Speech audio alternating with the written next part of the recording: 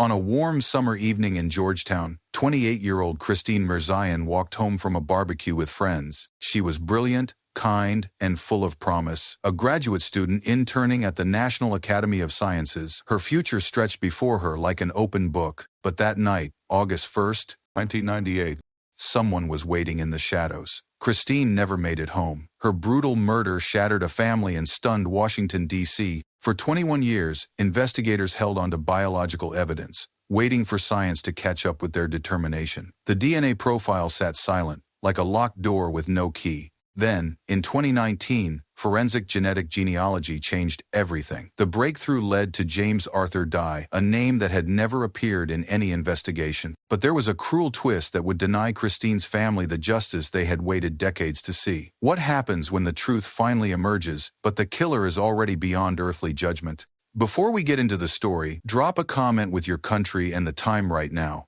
The summer heat hung thick over Georgetown on August 1st, 1998.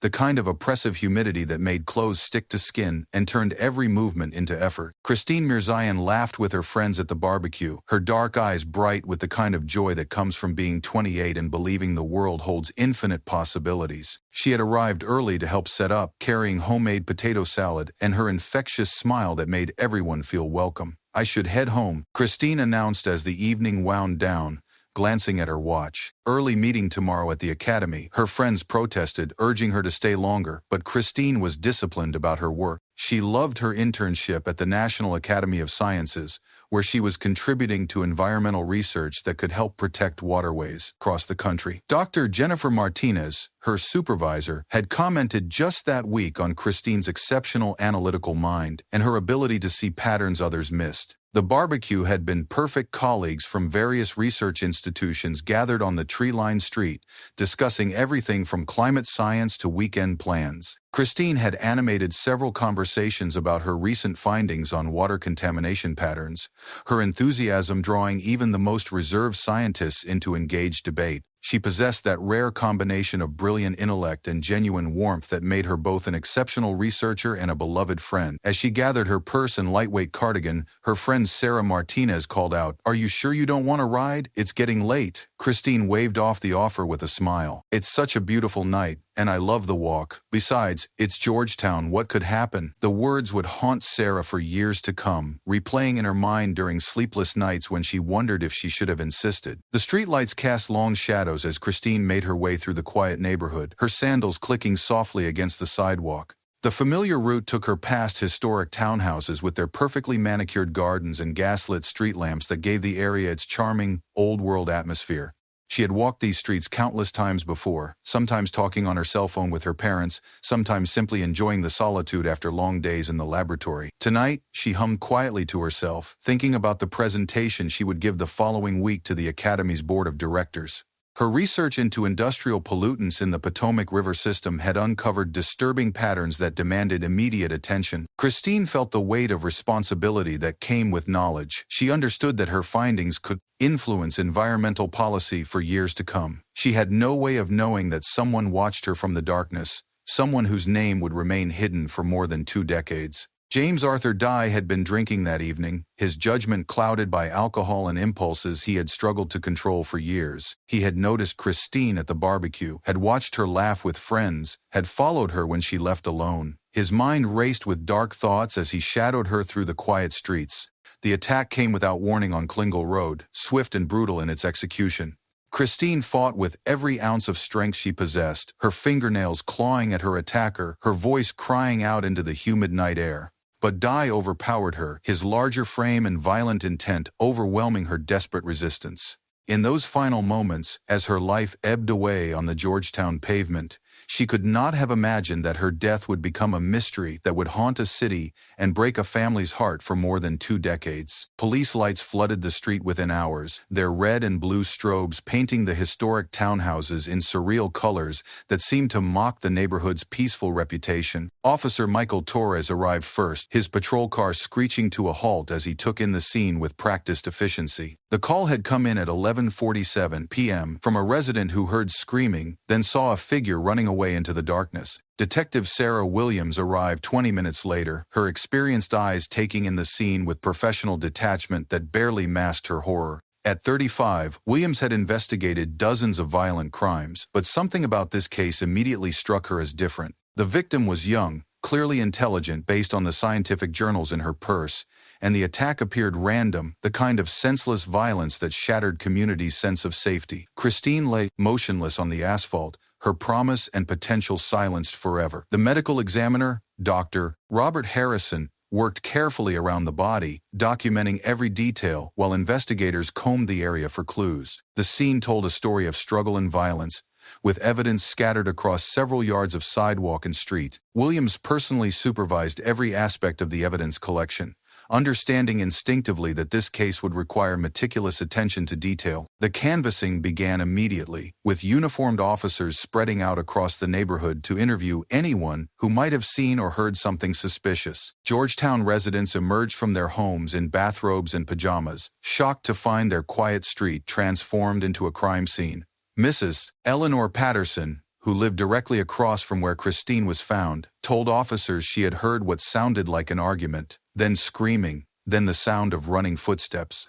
"I looked out my window," she said, her voice shaking, "but by the time I got there I just saw someone running toward Rock Creek Park. It was too dark to see clearly." Her description would prove frustratingly vague, a figure of average height, possibly wearing dark clothing, moving quickly away from the scene. Other neighbors reported hearing a car door slam and an engine starting, but no one had thought to look outside until it was too late. Detective Williams walked the crime scene multiple times, trying to understand the sequence of events. The evidence suggested that Christine had been walking north on Klingle Road when her attacker approached from behind. She had managed to turn and face him, evidenced by defensive wounds on her hands and the pattern of blood spatter. The biological evidence was extensive blood, hair, and skin cells that would prove crucial decades later, though neither Williams nor anyone else could have predicted the weight that lay ahead. The investigation consumed Detective Williams completely in those first crucial weeks. She worked 18-hour days, following every lead, interviewing every person who had any connection to Christine's life. The young woman emerged as an almost impossibly sympathetic victim, brilliant, kind, dedicated to making the world better through her scientific work.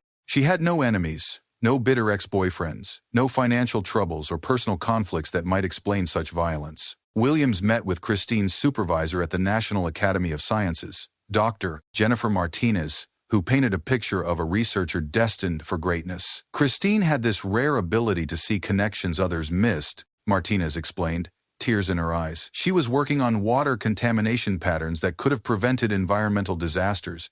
She was going to make a real difference in the world. The detective also interviewed Christine's graduate school colleagues, her neighbors in the small apartment she rented near DuPont Circle, and the friends who had hosted the barbecue where she spent her final hours. Every conversation reinforced the same image: a young woman loved by everyone who knew her, taken senselessly by a stranger who had shattered dozens of lives with a single act of violence. Days later, St. Matthew's Cathedral filled with mourners, the massive Gothic space barely containing the crowd that had gathered to remember Christine Mirzayan. Her parents, David and Helen, sat in the front pew, their faces etched with a grief so profound that even strangers wept to see it. David, a mathematics professor at Georgetown University, had always been proud of his daughter's scientific achievements. Helen, a high school chemistry teacher, had nurtured Christine's love of learning from childhood. Colleagues from the National Academy of Sciences spoke of her dedication to environmental protection and her kindness to everyone she met. Dr. Robert Chen,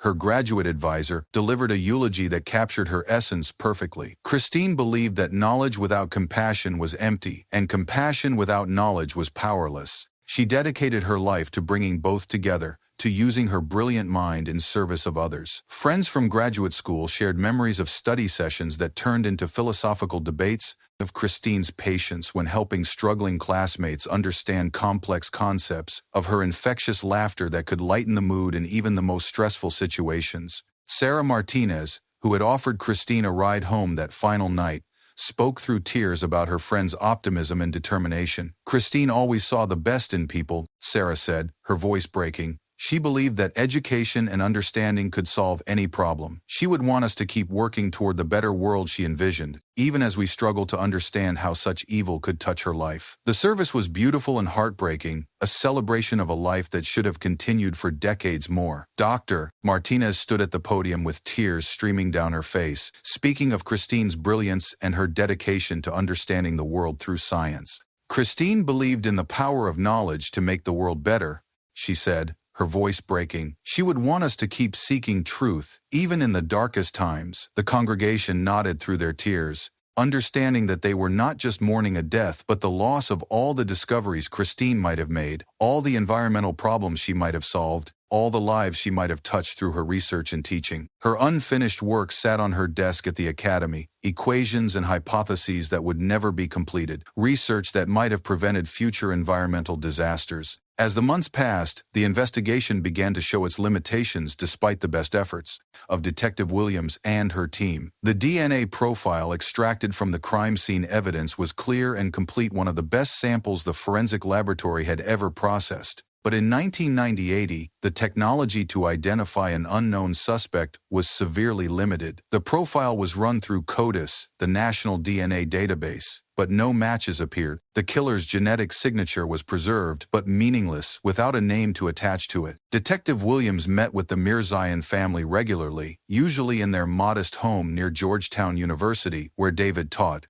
The meetings always began with hope. Had there been any developments, any new leads, any progress toward identifying Christine's killer?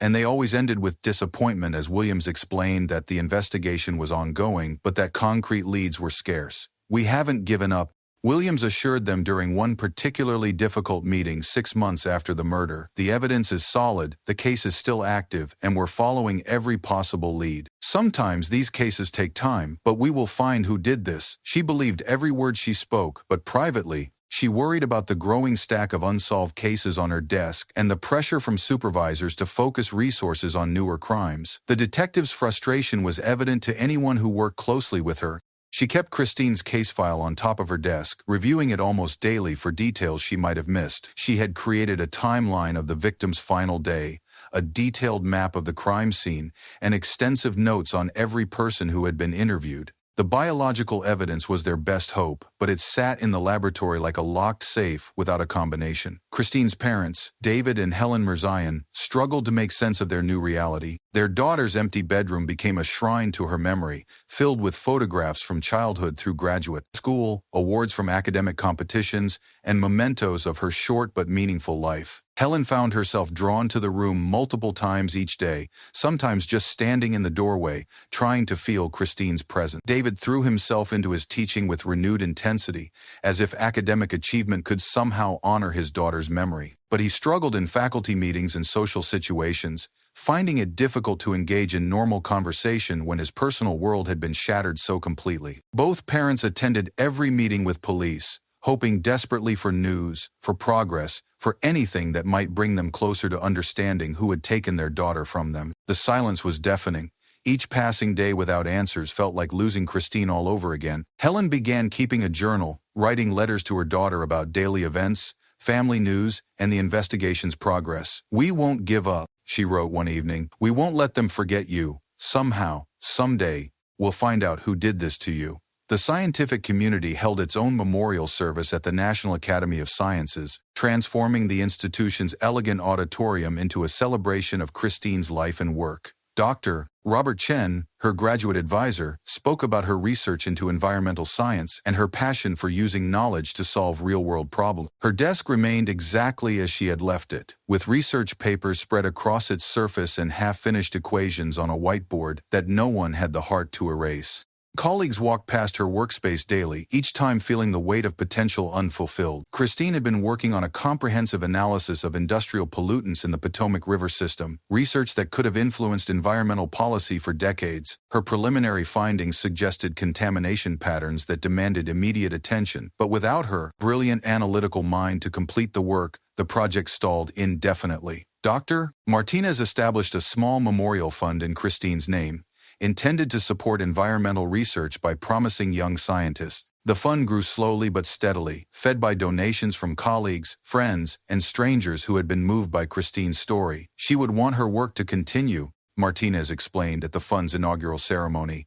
If we can't have Christine back, at least we can ensure that her values and her commitment to environmental protection live on through others. By early 2000, Christine's case had grown cold, despite the best efforts of investigators. Detective Williams was promoted to lieutenant, a recognition of her dedicated service. But she never stopped thinking about the young scientist whose killer remained free. The evidence box sat in secure storage, its contents preserved in climate-controlled conditions, the DNA profile ready and waiting for technology to catch up with determination. The Mirzayan family struggled through their first Christmas without Christine, then her birthday in March, then the first anniversary of her death. Each milestone was bittersweet, celebrated with profound awareness of the missing voice, the absent laughter, the empty chair at the dinner table. Helen continued her journal, documenting not just the investigation's lack of progress, but the family's gradual adaptation to life forever changed. 2 years today, she wrote on August 1st,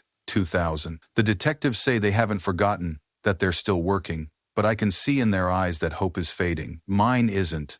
I dream about Christine almost every night. She's trying to tell me something, but I can never quite understand what she's saying. Maybe she's telling me to be patient, that justice will come eventually. The mid-2000s brought significant advances in DNA technology, and cold case investigators around the country began revisiting old files with renewed hope. Lieutenant Williams, now leading the Metropolitan Police Department's cold case unit, pulled Christine's file from storage and reviewed it with experienced eyes. The evidence was still pristine, the profile still clear and complete, but no new matches had appeared in the expanded CODIS database. Williams assigned Detective Marcus Thompson, a specialist in cold cases, to conduct a complete review of the investigation. Thompson spent weeks studying every report, re-interviewing witnesses who could still be located, and consulting with forensic experts about new techniques that might yield additional information. His conclusion was both encouraging and frustrating. The case had been investigated thoroughly, the evidence was excellent, but identifying the killer would require either a confession, a witness who had remained silent for years, or technological advances that didn't yet exist. This is one of those cases that will be solved eventually, Thompson told Williams during his briefing.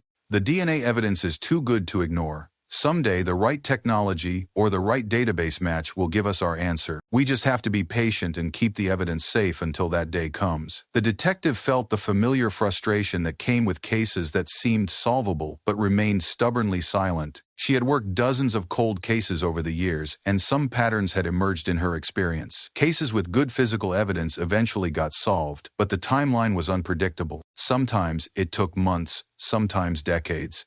The key was preserving everything perfectly and never giving up hope. The Mirzayan family learned to carry their grief differently as the years passed. David threw himself into his work at Georgetown University, finding solace in the predictable world of mathematics where problems had solutions and equations balanced perfectly. He established a small scholarship fund for students interested in environmental mathematics, a way to honor Christine's memory while supporting young people who shared her passion for using science to solve real-world problems. Helen became deeply involved with victim advocacy groups, channeling her pain into helping other families navigate similar losses. She attended support group meetings every Tuesday evening at a community center in Bethesda, where she met other parents, spouses, and siblings who understood the unique agony of violent crime. Her presence brought comfort to newly grieving families who saw in her both the depth of their own future pain and the possibility that they might someday find a way to live with it. The anger never completely goes away.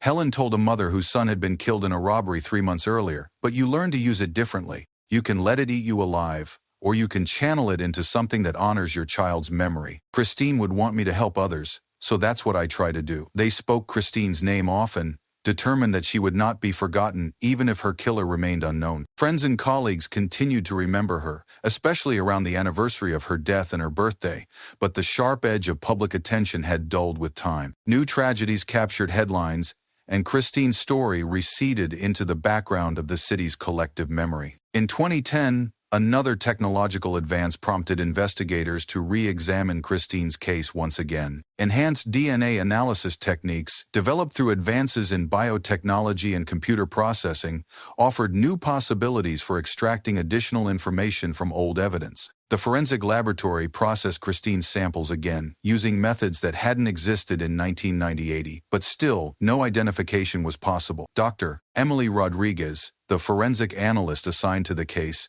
spent 3 weeks working with the biological evidence. The new techniques confirmed the original profile and even enhanced some of the genetic markers, but the fundamental problem remained unchanged. "We have an excellent DNA profile," she explained to Detective Thompson, "one of the best I've ever seen from a case this old. But without a suspect to compare it to, or a match in the database, we're still waiting for that crucial piece of the puzzle." The killer remained a ghost, a collection of genetic markers with no name attached. Lieutenant Williams, now a veteran of dozens of cold cases, felt the weight of all the families who waited for answers that might never come.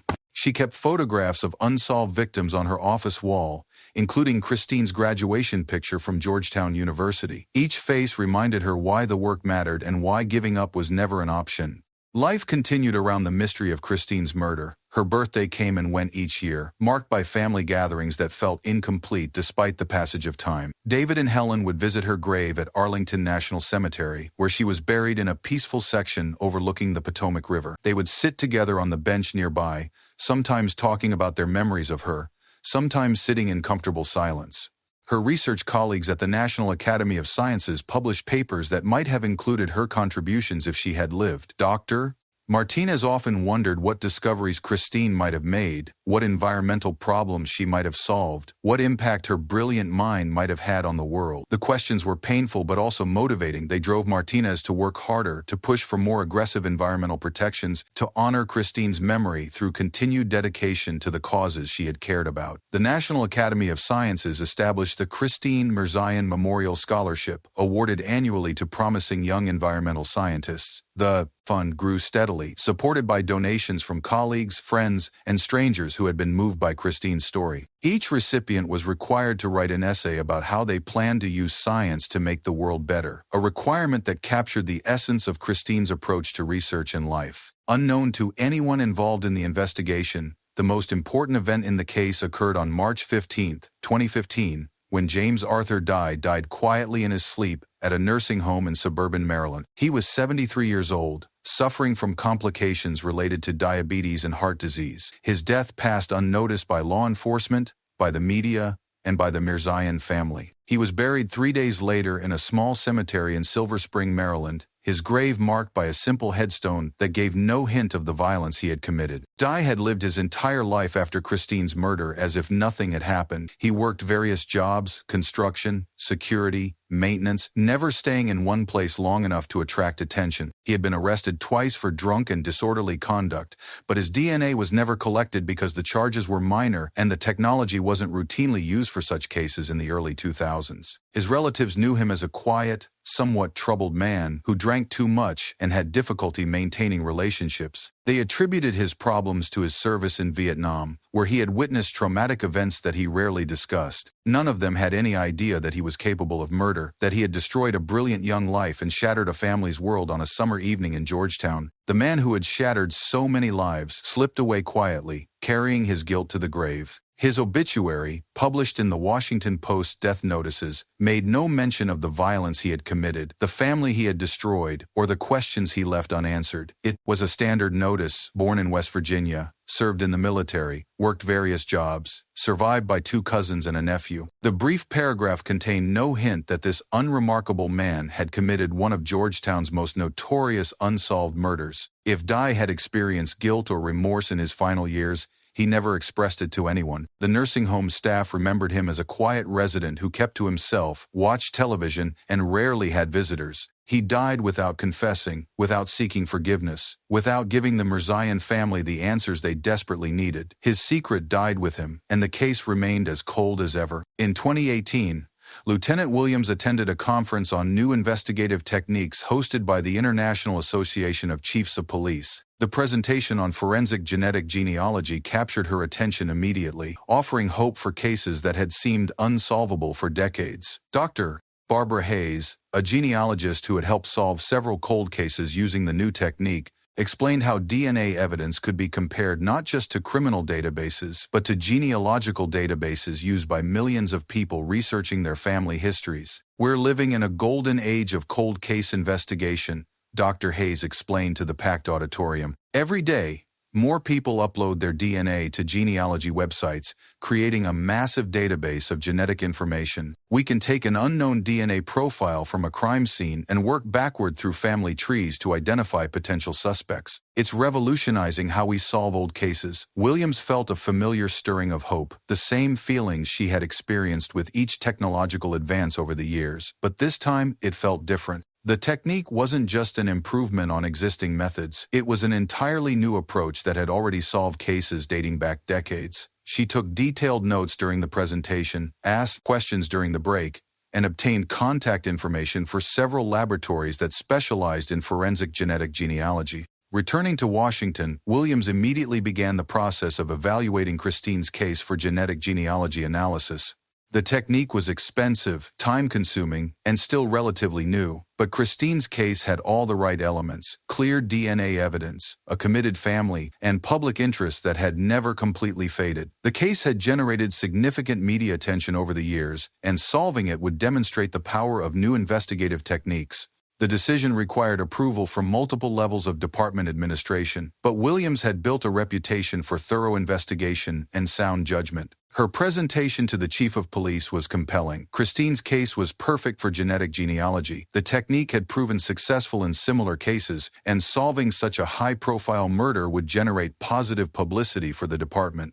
The department approved the expenditure in November 2018, and Christine's DNA profile was sent to Parabon Nanolabs, a Virginia-based company that specialized in forensic genetic genealogy. The sample would be processed using the same techniques that had solved the Golden State Killer case in California, generating hope among investigators that one of Washington's most notorious cold cases might finally be resolved. Barbara Hayes, the forensic genealogist assigned to Christine's case, received the DNA profile in December 2018. She had worked on more than 50 cold cases over the past 5 years, helping solve murders, rapes, and other violent crimes that had seemed hopeless just a few years earlier.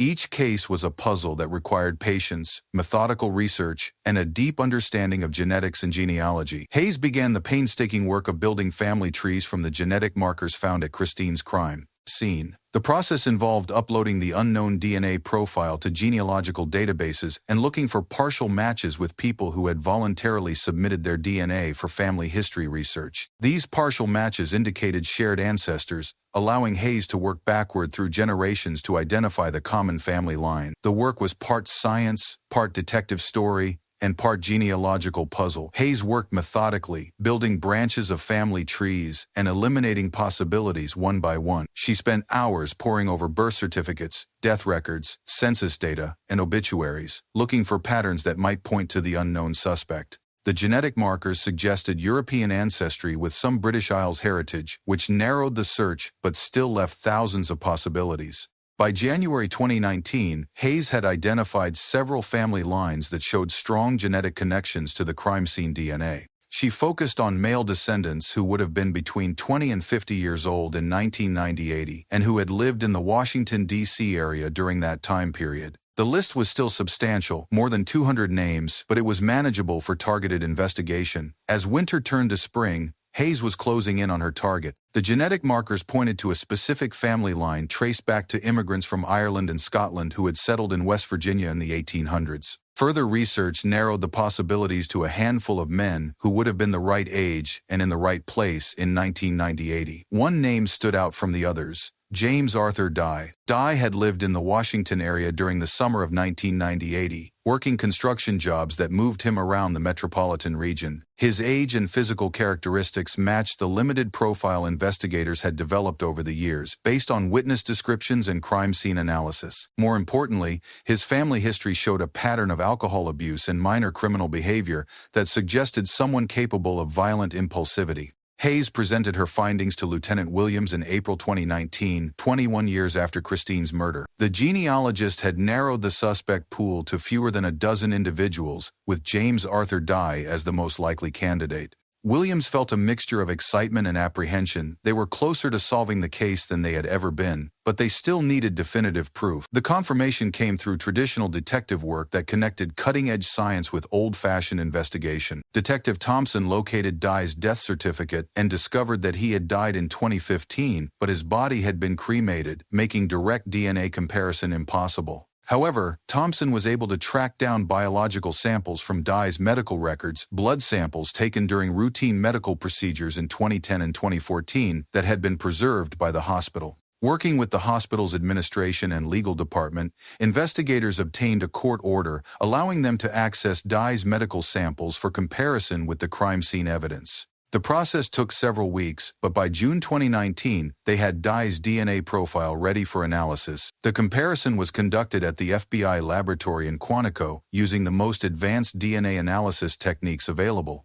The results were unambiguous. James Arthur Dye's DNA matched the profile from Christine Mirzayan's crime scene with a probability of 1 in several trillion. After 21 years, Christine's killer had been definitively identified. Lieutenant Williams stared at the results in her office on June 15, 2019, feeling a mixture of triumph, sadness, and profound relief. She had worked on Christine's case for more than 2 decades, and the answer had finally come. But it was a bittersweet victory. They had the truth. But James Arthur Dye was beyond the reach of earthly justice. There would be no arrest, no trial, no opportunity for the Mirzayan family to face their daughter's killer in court. She sat alone in her office for several minutes, looking at Christine's photograph on the wall and thinking about all the investigators who had worked the case over the years. Detective Sarah Williams, who had handled the initial investigation, had retired 5 years earlier but stayed in touch with the case. She would want to know immediately that her careful preservation of evidence had finally paid off. The call to the Mirzayan family was one of the most difficult Lieutenant Williams had ever made. She reached David Mirzayan at his office at Georgetown University, where he was preparing for a faculty meeting. "Professor Mirzayan, this is Lieutenant Williams from the Metropolitan Police.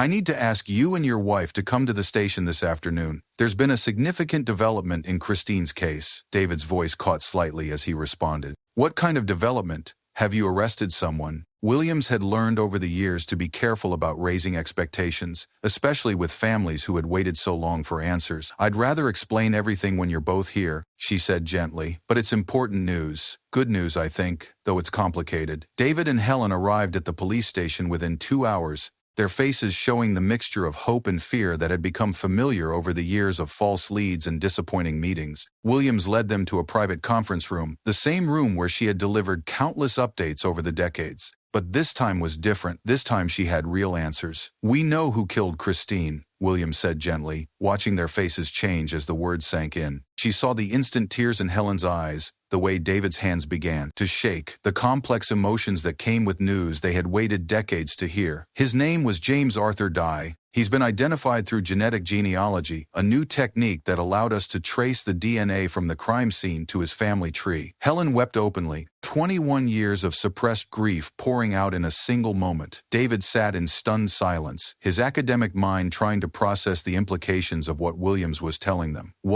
He finally asked. "You said his name was James Arthur Dye, past tense." Williams nodded sadly. "He died in 2015, 4 years ago. There won't be a trial. He'll never face justice in court, but we know who he was, and we can prove beyond any doubt that he killed Christine. The DNA match is perfect, there's no possibility of error." The cruel irony wasn't lost on any of them. They had waited so long for this moment, but it felt nothing like they had imagined. There would be no arrest, no perp walk in front of television cameras, no opportunity to look Christine's killer in the eye and demand to know why he had destroyed their lives. Justice had come, but in an incomplete form that mixed relief with renewed frustration. "Tell us about him," Helen said through her tears. "Who was he? Why did he kill our daughter?" Williams had prepared for these questions, working with Detective Thompson to compile everything they could learn about James Arthur Dye's life and background. The picture that emerged was of a troubled man with a history of alcohol abuse and minor criminal behavior, someone who had never been considered a suspect because his name had never appeared in any previous investigation.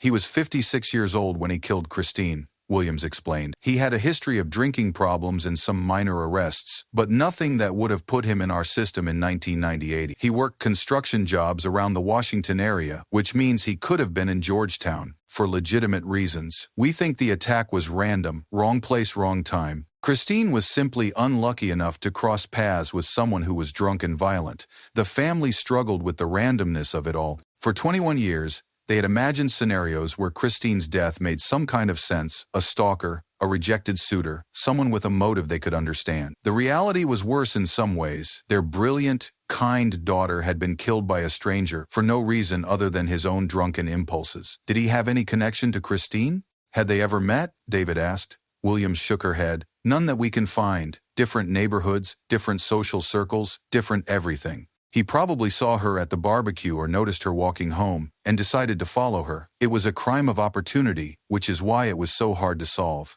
There was no relationship to investigate, no shared connections to trace. The public announcement came a week later, giving the Mirzayan family time to process the news privately and decide how they wanted to handle the media attention. Lieutenant Williams stood at a podium in the police department's press room, flanked by prosecutors, forensic experts, and representatives from Parabon Nanolabs. The room was packed with reporters, many of whom had covered the original case and had followed its long, frustrating investigation. Today, we are announcing the resolution of one of our city's most challenging cold cases, Williams began, her voice steady and professional. On August 1st, 1990, Christine Mirzayan was brutally murdered in Georgetown. For more than 20 years, investigators worked tirelessly to identify her killer. Today, through advances in forensic genetic genealogy, we can definitively state that Christine was killed by James Arthur Dye, a 56-year-old man who died in 2015. She explained the role of genetic genealogy in solving the case, praising the work of Barbara Hayes and the team at Parabon Nanolabs. This case demonstrates the power of persistence, scientific advancement, and the importance of preserving evidence even when solutions seem impossible. Christine Mirzayan was a brilliant young scientist who dedicated her life to using knowledge to make the world better. It's fitting that science ultimately provided the answers we needed to solve her case. The questions from reporters focused on the technical aspects of genetic genealogy, the implications for other cold cases, and the family's reaction to the news. Williams handled each question professionally, always returning the focus to Christine herself and the importance of remembering victims even as their cases are resolved. The media coverage was extensive but respectful, focusing on the breakthrough in forensic science while honoring Christine's memory. Journalists who had covered the original case returned to write follow-up stories, interviewing investigators, family members, and colleagues who had known Christine. Her photograph appeared in newspapers and on television screens across the country. Her smile, a poignant reminder of the life that had been cut short and the family that had never stopped seeking justice. Dr. Jennifer Martinez, now retired from the National Academy of Sciences, was interviewed by several news outlets about Christine's scientific work and her impact on environmental research. Christine represented the best of what science can be, Martinez told the Washington Post.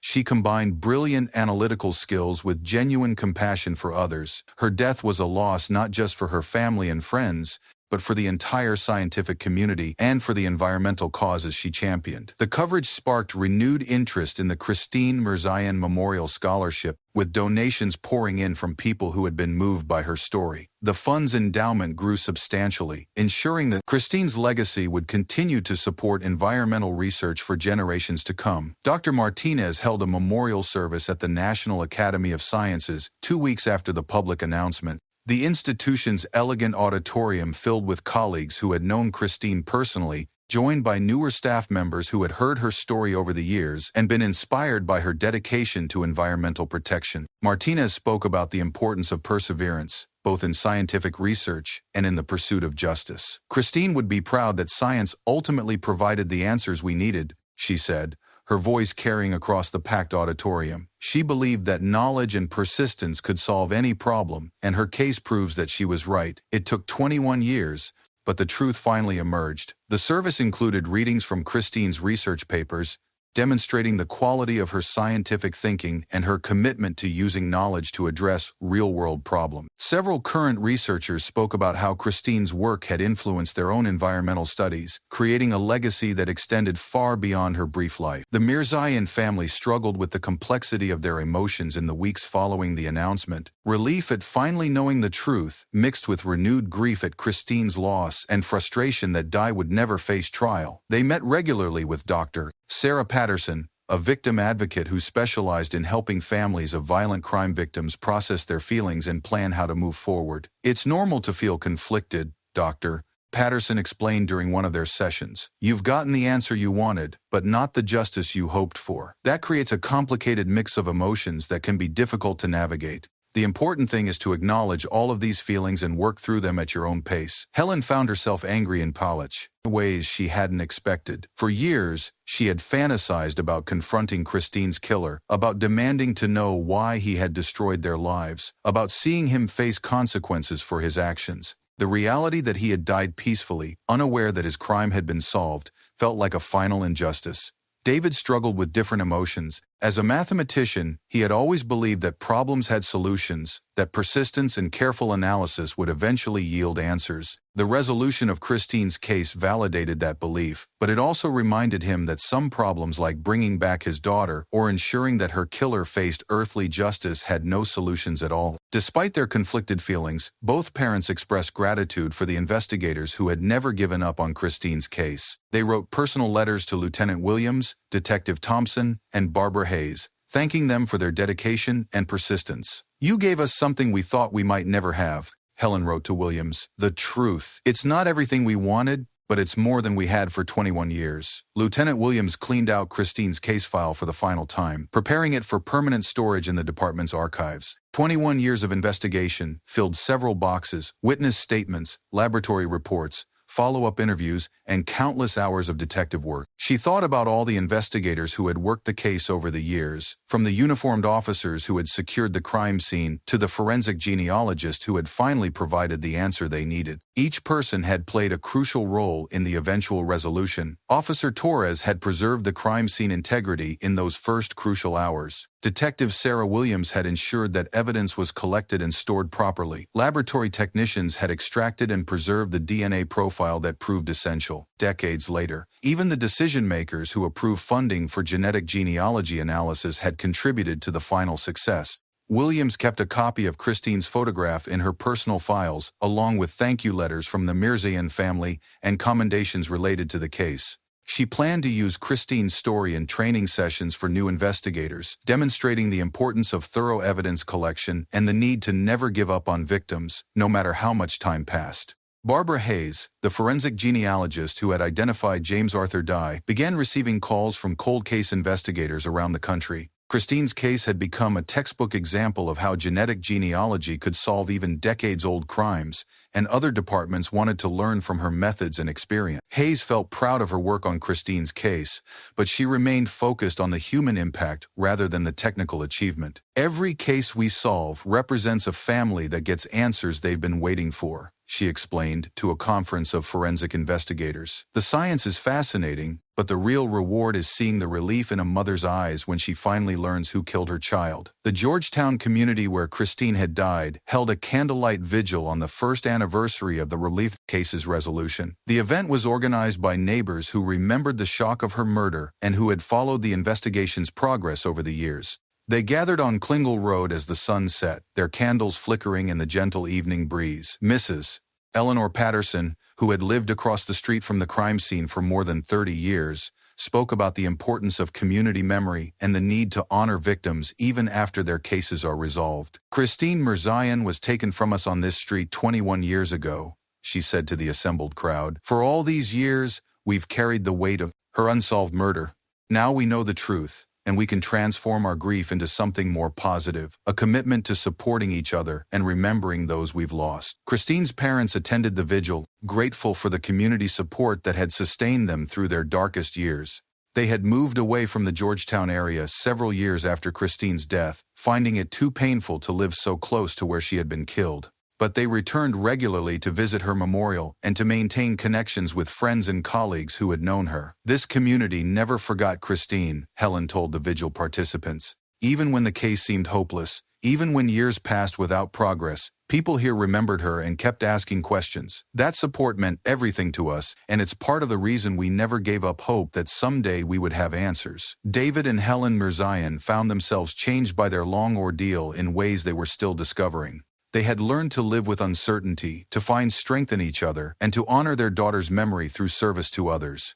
Helen continued her advocacy work with families of victims, while David had established a fund to support forensic science research, hoping that future families wouldn't have to wait as long for answers. They began speaking publicly about their experience, addressing victim advocacy groups, law enforcement conferences, and community organizations. Their message was complex. Justice had finally come, but not in the form they had originally hoped for. They emphasized the importance of preserving evidence, supporting ongoing research into forensic techniques, and never giving up on victims, no matter how much time passed. "We got our answer after 21 years, David told a conference of cold case investigators. "Not the complete justice we wanted, but the truth we needed. That wouldn't have been possible without investigators who never gave up, scientists who kept improving their techniques, and a community that never forgot our daughter. We want other families to know that answers are possible, even when they seem impossible." Detective Williams received multiple commendations for her persistence on cold cases, including recognition from the International Association of Chiefs of Police for her work on Christine's case. But she deflected credit to the team of investigators, scientists, and genealogists who had made the breakthrough possible. She kept Christine's photograph on her desk, along with photos of other victims whose cases remained unsolved. Each face reminded her why the work mattered and why giving up was never an option. She had learned over the years that cold cases required a different kind of persistence than active investigations. The ability to wait for the right technology, the right witness, or the right break while never losing hope that answers would eventually come. Williams began mentoring younger investigators in cold case techniques, emphasizing the importance of evidence preservation and the need to maintain relationships with victims' families over long periods. "Christine's case taught me that we're not just solving crimes," she told her mentees. "We're providing closure to families who need to know the truth about what happened to their loved ones.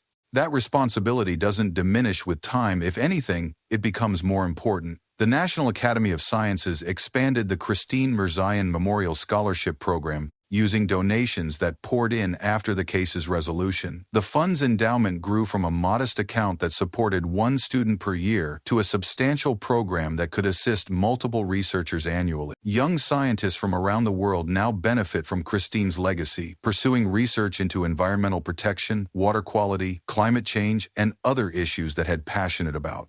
Each recipient is required to write an essay about how they plan to use science to make the world better, a requirement that captures the essence of Christine's approach to research and life. Dr. Rodriguez, who had processed Christine's DNA evidence using advanced techniques in 2010, felt vindicated by the eventual resolution of the case. "We knew the evidence was solid," she told a conference of forensic scientists. "Sometimes you have to wait for the right technology to catch up with your evidence." Christine's case shows why it's so important to preserve everything and never give up hope. The case became a teaching tool in forensic science programs across the country, demonstrating both the power of genetic genealogy and the importance of traditional investigative techniques. Students studied how multiple advances in technology, DNA analysis, database expansion, genealogical research had combined to solve a case that had seemed hopeless for decades.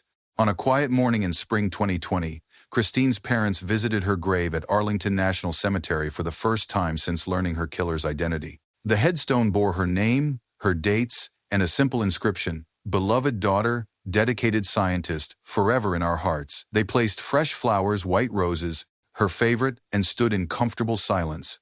The visit felt different from their previous trips to the cemetery. For the first time in 21 years, they weren't tormented by questions about who had killed their daughter or why. They still grieved her loss, that pain would never completely fade, but they had found a measure of peace that had seemed impossible for so long. "She would be proud of how her case was solved," Helen said softly, looking at the headstone. "Science providing the answers, just like she always believed it could.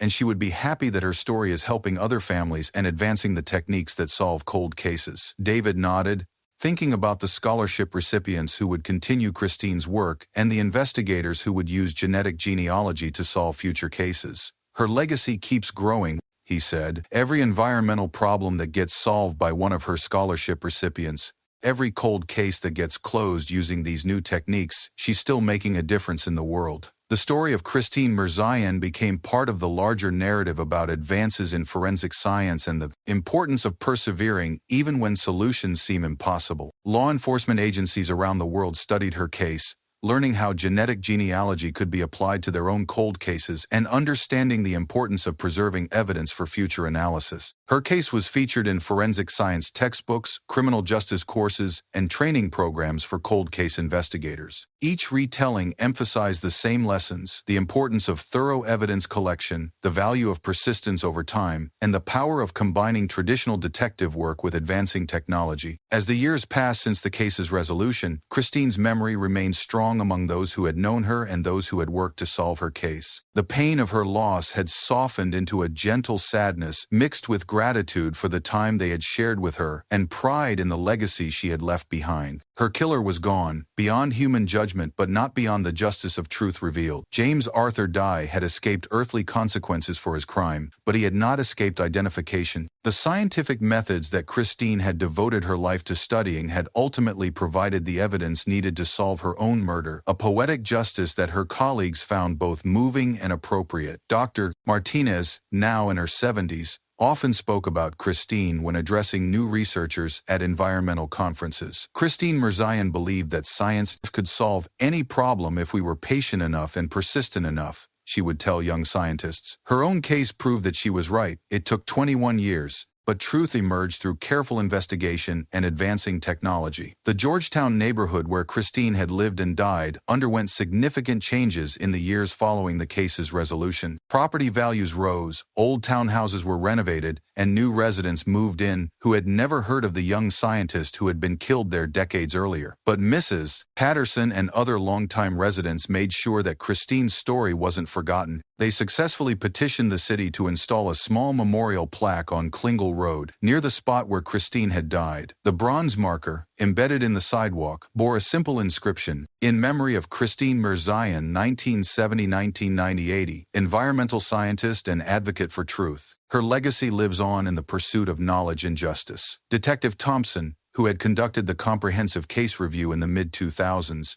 retired from the police force in 2021 but remained involved in cold case consulting. He often referenced Christine's case when training new investigators, emphasizing the importance of evidence preservation and the need to remain open to new technologies and techniques. Christine Mirzayan's case taught us that no case is ever truly hopeless as long as we have good evidence and refuse to give up, he told a class of police academy recruits. The killer thought he had gotten away with murder, and for 21 years it looked like he was right. But persistence and advancing science eventually revealed the truth. Barbara Hayes continued her work in forensic genetic genealogy, solving dozens of additional cold cases using the same techniques that had identified James Arthur Dye. She established a non-profit organization dedicated to providing genetic genealogy services to law enforcement agencies that couldn't afford commercial services, ensuring that economic barriers wouldn't prevent families from getting the answers they deserve. Her work on Christine's case had opened doors throughout the forensic science community, but Hayes remained focused on the human impact of her research rather than professional recognition. She kept a photograph of Christine on her desk, along with pictures of other victims whose cases she had helped solve, as a reminder of why the technical work mattered. Every family deserves to know the truth about what happened to their loved one, Hayes explained to a congressional committee studying the use of genetic genealogy in criminal investigation. Christine's case shows that these answers are possible, even decades after a crime occurs. We just need to commit the resources and maintain the patience necessary to find them. The Mirzayan family established an annual tradition of gathering at Christine's grave on her birthday, March 15th, to share memories and discuss how her legacy continued to evolve. David and Helen were joined by extended family members, longtime friends, and colleagues who had known Christine during her brief but impactful life. During the 2022 gathering, Dr. Chen, Christine's former graduate advisor, brought copies of research papers that had been published by recipients of the Christine Mirzayan Memorial Scholarship. "She's still contributing to environmental science," he told the assembled group. "Every paper published by one of her scholarship recipients extends her impact on the world." The scholarship program had grown beyond anyone's expectations, supporting not just individual researchers but entire research projects focused on environmental protection and water quality. The fund's board of directors included several of Christine's former colleagues, ensuring that recipients were chosen based on criteria that reflected her values and priorities. Helen Mirzayan, now in her 70s, had become a nationally recognized recognized advocate for families of violent crime victims. She testified before legislative committees about the importance of funding forensic science research and maintaining evidence in cold cases. Her advocacy had contributed to policy changes that improved how law enforcement agencies handled unsolved cases and supported victims' families during long investigations. Christine's case took 21 years to solve. Helen told a Senate subcommittee in 2023, "That's too long for any family to wait for answers. We need to invest in the technologies and techniques that can solve cases faster, and we need to ensure that evidence is preserved properly so that future advances can be applied to old crimes." Her testimony contributed to increased federal funding for forensic science research and the establishment of national standards for evidence preservation in unsolved cases. The legislation was informally known as Christine's Law, though Helen insisted that the formal name should focus on all victims rather than her daughter alone. David Mirzayan had channeled his grief into academic work, writing several papers about the intersection of mathematics and forensic science. His research explored how statistical analysis could be applied to cold case investigations, helping investigators prioritize cases most likely to benefit from new technologies like genetic genealogy. His work had practical applications beyond academic theory. Several police departments consulted with David when deciding which cold cases to submit for genetic genealogy analysis, using his mathematical models to identify cases with the highest probability of successful resolution. Christine always said that science could solve any problem if we approached it systematically, David explained during a presentation at Georgetown University. "I'm using mathematics to help investigators approach cold cases more systematically, which honors her belief in the power of scientific thinking." Lieutenant Williams retired from the police force in 2024, capping a distinguished career that included solving dozens of cold cases and mentoring a new generation of investigators. Her retirement ceremony featured testimonials from victims' families, including the Mirzayans, who credited her persistence with finally bringing them the answers they had sought for so long. "Lieutenant Williams never forgot Christine," Helen said during her remarks at the ceremony. "For 26 years, she carried our daughter's case with her, always looking for new opportunities to find answers. She exemplifies the kind of dedication that every victim's family hopes for but doesn't always receive." Williams' replacement as head of the cold case unit was Detective Thompson's former partner, Detective Maria Santos, who had worked closely with Williams on several major cases. Santos planned to expand the unit's use of genetic genealogy and other advanced techniques, building on the foundation that Williams had established. The techniques used to solve Christine's case continued to evolve and improve, with new advances in DNA analysis and genealogical research making it possible to solve even older and more challenging cases. By 2025, genetic genealogy had been used to solve thousands of cold cases nationwide, vindicating the approach that had first brought justice to Christine Mirzayan. Dr. Rodriguez, the forensic analyst who had processed Christine's evidence using advanced techniques in 2010, was promoted to director of the Regional Forensic Laboratory. She implemented new protocols for evidence preservation and analysis that ensured future cases would benefit from whatever technologies emerged in coming decades. Christine's case taught us that evidence doesn't have an expiration date, Rodriguez explained during a training session for new laboratory technicians. "Something that seems unsolvable today might be easily resolved with next year's technology. Our job is to preserve everything perfectly and be ready for whatever advances science provides." The case continued to generate interest from journalists, documentary filmmakers, and true crime podcasters who were drawn to its combination of scientific innovation, persistent investigation, and ultimate resolution. Each retelling emphasized the same themes: the importance of never giving up on victims, the power of advancing technology, and the strength of families who refuse to let their loved ones be forgotten.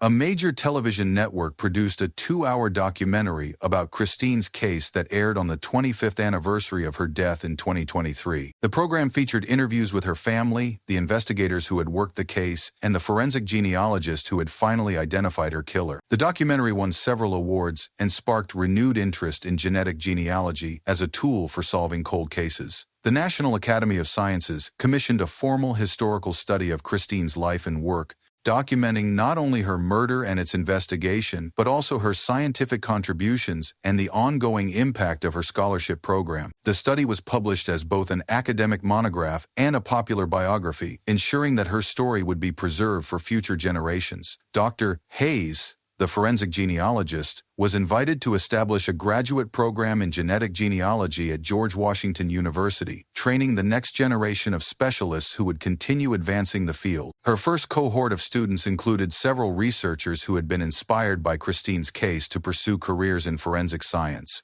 The program's curriculum included a detailed case study of Christine's murder investigation, from the initial evidence collection through the genetic genealogy analysis that finally identified her killer. Students learned both the technical aspects of the work and the emotional dimensions of providing answers to grieving families. On August 1, 2025, 27 years after Christine's death, her parents returned to Georgetown for a special memorial service organized by the Neighborhood Association. The event brought together everyone who had been touched by her story: family members, former colleagues, investigating officers, and community members who had followed the case for decades.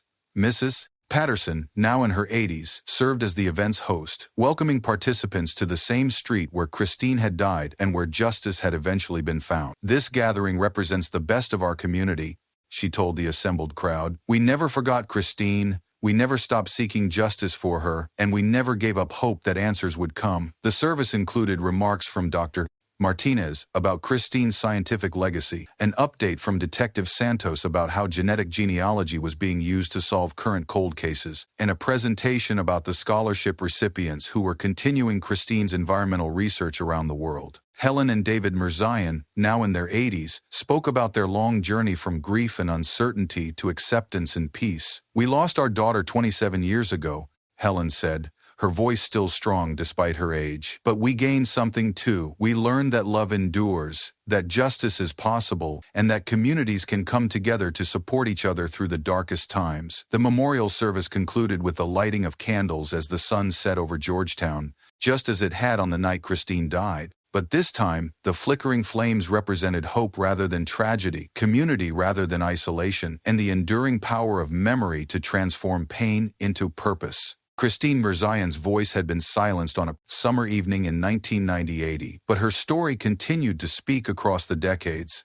It called for justice that never gives up, science that never stops advancing, and communities that never forget their responsibility to care for each other. Her case reminded everyone who heard it that some mysteries can be solved, that persistence matters more than speed, and that love endures even after the worst imaginable loss. The last chapter of Christine's story was written not in courtrooms or laboratories, but in the quiet moments of remembrance and the continuing work of those who carried her memory forward. Justice had come, not in the form originally hoped for, but in the form of truth finally revealed and peace finally found. Her legacy lived on in the lives she had touched, the science she had loved, and the determination of those who had never stopped seeking answers. As the candles flickered in the Georgetown evening, casting their gentle light on the street where Christine had died, her story became part of something larger, a testament to the human capacity for perseverance, the power of scientific inquiry, and the enduring strength of love that transcends even death itself.